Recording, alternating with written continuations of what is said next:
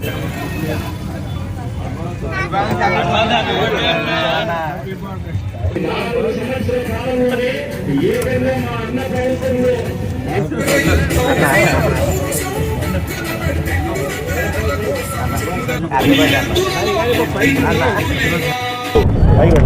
గౌరవనీయులైన మాజీ ముఖ్యమంత్రి వైఎస్ జగన్మోహన్ రెడ్డి గారి పుట్టినరోజు సందర్భంగా మొత్తం నియోజకవర్గంలో అంతా పండగ వాతావరణం తీసుకొచ్చిన కాలం వచ్చింది.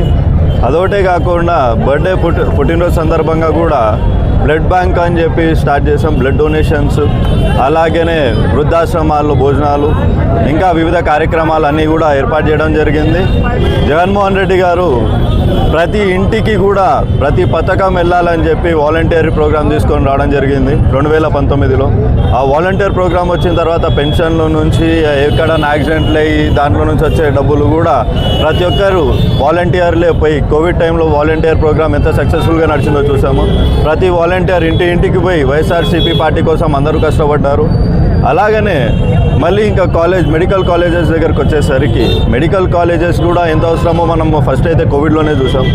మెడికల్ కాలేజెస్ని తీసుకొని రావడం వల్ల పేదవాడు కూడా చదువుకునే అవసరం ఉంది, పేదవాడు కూడా ఎదగాలి అనే ఒక ఆలోచనతో జగన్మోహన్ రెడ్డి గారు మెడికల్ కాలేజెస్ని స్టార్ట్ చేశారు. స్టార్ట్ చేసిన మెడికల్ కాలేజెస్ని 5 మెడికల్ కాలేజీలు కంప్లీట్ అయినాయి, 70% వరకు కంప్లీట్ అవుతున్నాయి. ఇంకొక 10 మాత్రం అక్కడక్కడే కన్స్ట్రక్షన్స్ నడుస్తున్నాయి.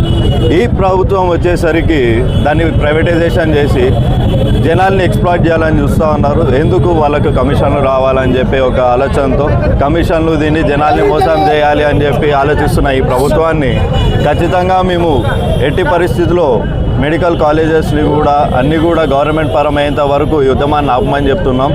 ఇది మా జగనన్న ఆశ.